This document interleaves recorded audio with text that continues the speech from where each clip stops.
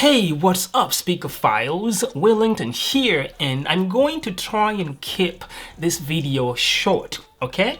Which means I'm not going to sit here and tell you about every single speaker that I have on this table, but most of the speakers here have been released either last year or this year. Not every company releases a speaker every year.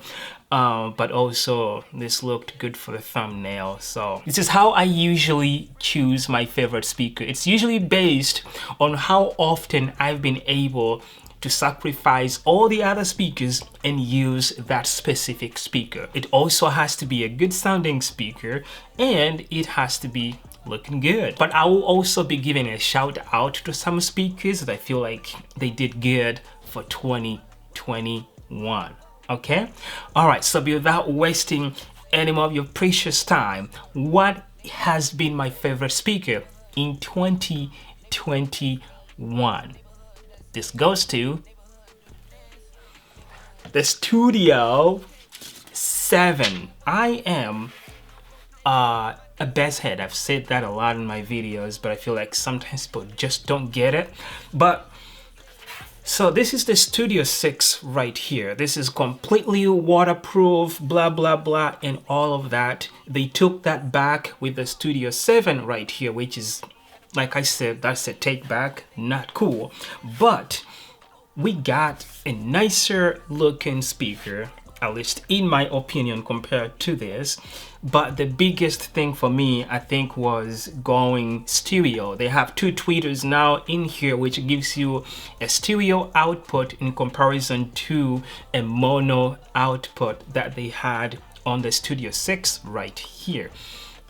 But also in comparison to basically all the speakers that we have here, this speaker has great bass. If you are a bass head, as long as they are in this size area, this has been very easy for me to recommend to people, because everyone I recommend it to, they buy it and they're like, you were right, that thing puts out bass. The only downside to it, like I already mentioned, is yes, it's not completely waterproof like this guy was from the previous year, and battery life is not the best. This is my go-to speaker. I love what they did with the Studio 7, and this is not specific to this.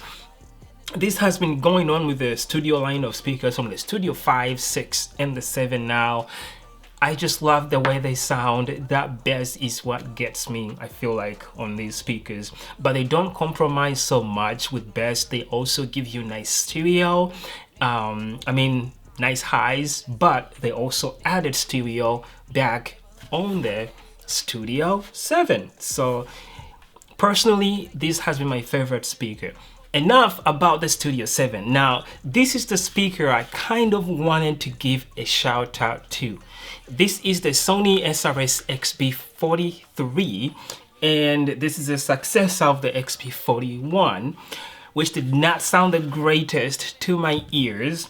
But Sony came back with this guy, and it was a refresher to me. Two tweeters in there. They used not to have tweeters in their speakers, and this showed up pretty good. The highs were good. It is very, very, very comparable to the sound of the Extreme 3 right here. Like, these are neck and neck, and sometimes I feel like recommending this to people over the Extreme 3 just because of how many features that Sony usually gives you with their speakers, whereas JBL doesn't really give you much features. Sony did good with their speakers and this speaker, and I wanted to give them credit for that, because yes, it sounds pretty good, very, very comparable to the Extreme 3 here, which is also a very good sounding speaker. But I feel like my second speaker, or the run-up to the first speaker, the Studio 7, is the Extreme, the Charge 5 right here. A pretty nice sounding speaker. I think I brought it more often to places than any of these other speakers, and this I mainly used home just because of you know, it's not completely waterproof and it's big, so it only worked home. So I actually ended up getting two, one for the kitchen and one for me to use, you know, outside, or mainly stays in my studio for testing and all of that.